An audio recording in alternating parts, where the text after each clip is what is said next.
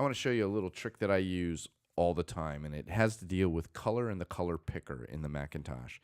I'm in TextEdit right here, and if I click on this little doodad right here, I can see how these little colors pop up. But if I go, let me think, I don't even know what it is without the keyboard shortcut. I believe it's font show colors, Command Shift letter C, and you get the sort of Macintosh color picker. And a lot of people think of the Mac color picker as this thing, this little crayon box, which is really stupid. There's a color wheel that you can, go and drag your colors. I actually like the sliders because oftentimes I'm given, RGB values that I'm gonna, dial in. But there's another little guy right here, and I don't even know what oh yeah, this kind of sea of color, whatever. I'm not too into that one. But this little guy right here allows me access to various palettes. And you see right here, I can choose different palettes. Now, what I've actually done is I've created custom palettes, and that's what the whole point of this little tutorial is here.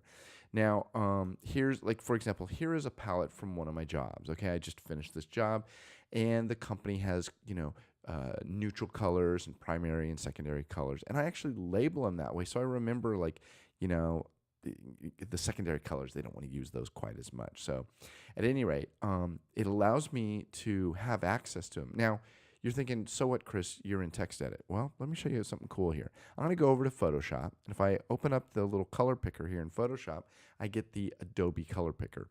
Fine and dandy, but what I really want is access to my same color palette. So if I go over here to Preferences and go General, right at the top of the list here in the Photoshop Preferences is a little thing called Color Picker, Adobe or Apple Color Picker.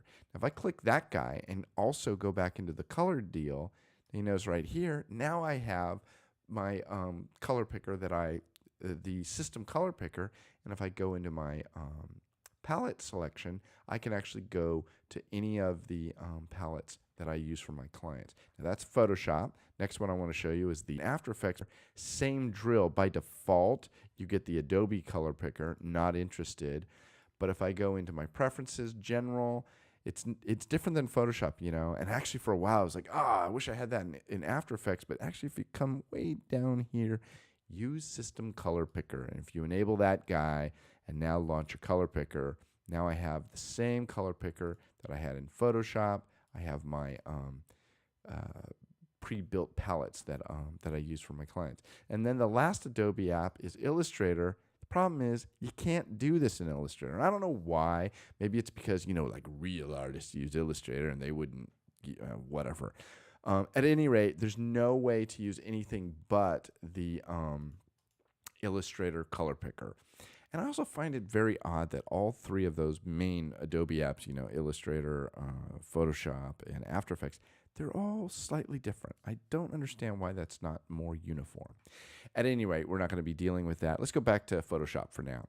So here's my color picker. I want to show you how you actually build these custom palettes. So what you do is you come up here and you click on this guy and you go, oh, new. Okay, that's simple. And it's called unnamed. All right, well, how do I add a color to it? Well, if I come over to my little RGB value, and I do this all the time when I get my design Bible from a client, it's like, well, here's one of my colors. Click back into the palette, drag it down. It's like, okay, that's not great names. Well, actually, these are easy to rename. You just click on them, nothing special. And what is this? Purple? I don't know what color we would call that.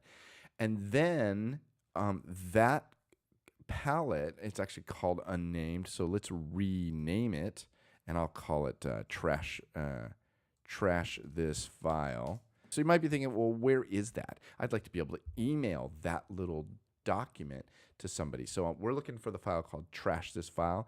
I'm going to show you how to find it. If I step out to the Finder here, go up to the Go menu, and when you click on that and then add the Option key, you notice the menu changes a little bit. It's because it adds the library. So I open up that guy, and in the library, if you scroll down here, here's your colors, and look at that, trash this file. So that little file, 139 bytes, not even K, it's just 139 bytes, little tiny guy. I can email that, or I can send it to another computer. Now let's say I send it to somebody and I wanted to add a color in here. Basically the way you do that, we'll go back to Photoshop. If I go back to the color picker and I say I want to open a new file, I'd basically just go to my desktop and see that little .clr file. That's how you would add that file. So if I email that to all the artists on my project and say, here's our color palette for this job, load it, don't mess with it. So anyway, I think that's it. You can create your own palettes. You can use them for your jobs, and it makes it really easy to make sure that you're spot on. I wish you could do it in Illustrator. Can't do it yet. Illustrator has its own swatch deal thing, which I've never really completely understood. I guess I could make the swatches, but I just wish I could use my Apple color picker everywhere. So anyway, that's the tip of the day. Hope you enjoy it. Later.